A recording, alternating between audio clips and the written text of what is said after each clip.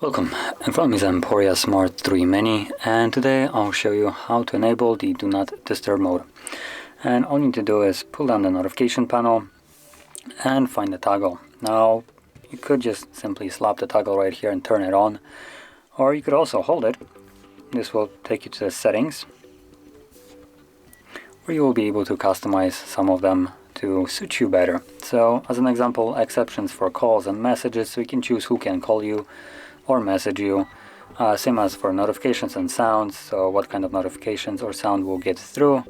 And obviously here you also have the part for the schedule, which will allow you to set up basically a schedule for just the Do Not Disturb mode, which will obey by whatever you have chosen above, making you basically forget about it. Once you set it up once, you don't have to go back to it ever again.